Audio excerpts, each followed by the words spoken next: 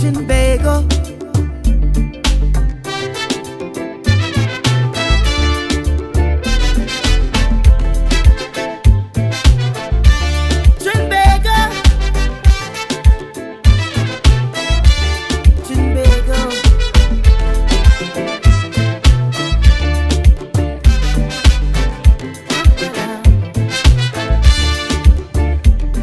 Alafia. Alafia means peace and blessings to you. Happy Mother's Day to all the mothers in Trinidad and Tobago. And may the only wise God and divine love bless you today and bless the fruit of your womb, and may you continue to prosper.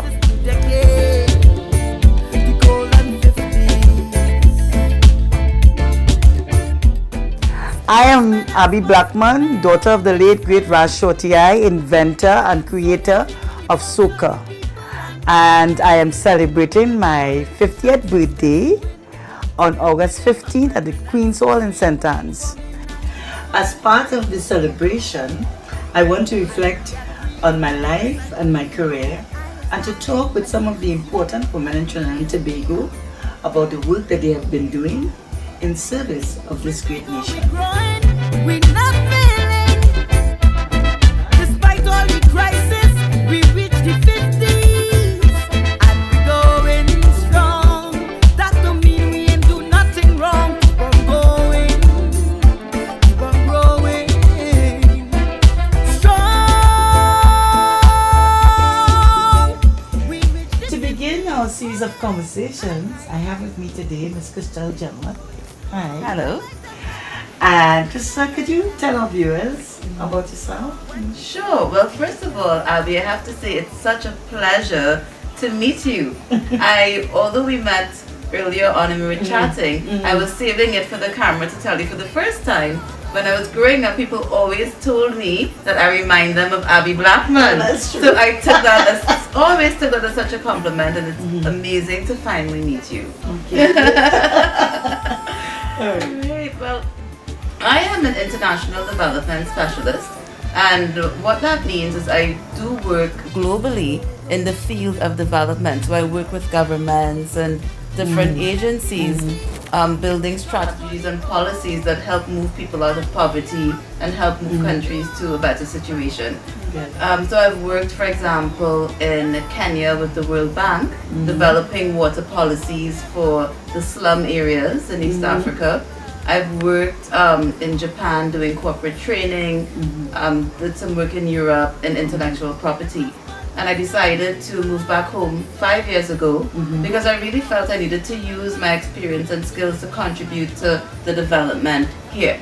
So I'm in Trinidad, I'm in the field of child protection, and it's really great to be back home. People often ask me when I'm going back, and I always say I'm not going back.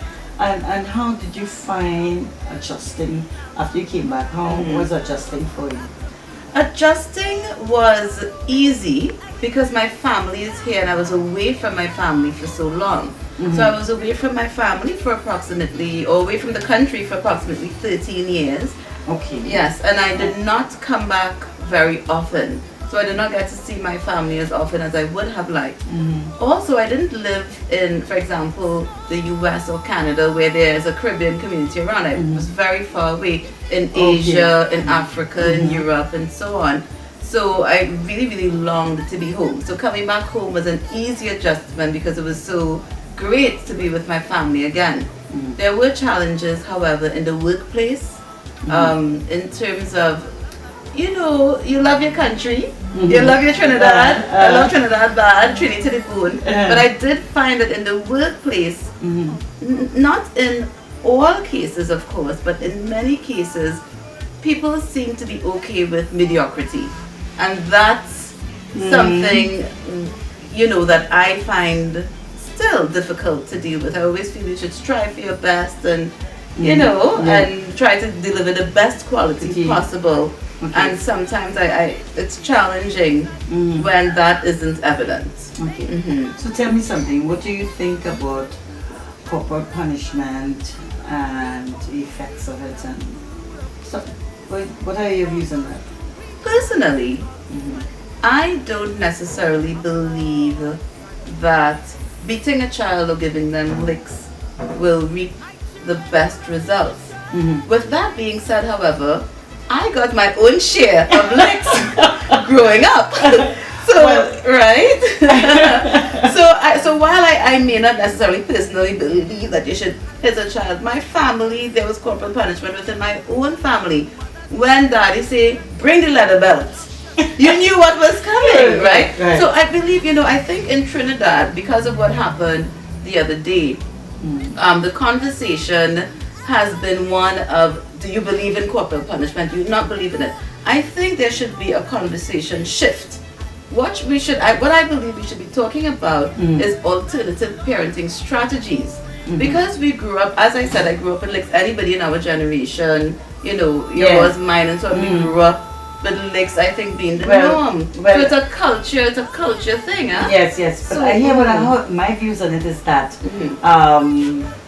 as a child, yes, I think that children you should get a little spanking as you're growing up, don't do that. For you to learn the process. But by the time you reach between 10 and 11, between 10 and 12, time for that to be over. That's how it was in my family. Right. My mother was the one who did most of it. In fact, I got licks from Shotai once in my life. Right? He was not into that at all.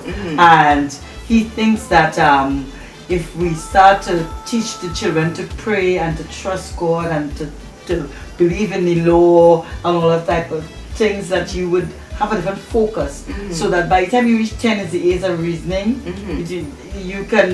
I can reason with you now, and yes, a little spanking doesn't hurt in terms of training a child in the earlier years, and as you get older, then you should be able to reason. I hear what you're saying, Abby, and if all human beings were logical and had reason and knew their limits, I think the little spanking would be okay. But especially because I'm in the field of child protection and I see how a little spanking can turn into a big spanking, especially when parents spank or give licks in anger. Oh yes. Then as perhaps with what we saw the other day, they could possibly lose control. But I mean, I think it's good that we have debate now. Yeah. I think, however, as I mentioned before, the debate, I would like to see the debate shift and to talk about, because what we're talking about is corporal punishment, right or wrong. This is our culture. This is our culture. You can't talk about a culture being right or wrong. It's a culture, especially coming from a field of development where you work globally. For example, okay, I won't give an example. They're very specific taboo topics that in the West we think are controversial and shouldn't be, but they're culture. So who are we to judge? Yes? So that if there is a feeling now in society, listen, this culture that we've adopted of corporal punishment, or this culture that we've inculcated where corporal punishment is okay, if we feel that it's time for a culture shift, then we should be having a conversation about that. What are the alternative parenting strategies, alternative discipline methods available? You don't point fingers, you bad because you beat and you da-da-da-da. It shouldn't be that.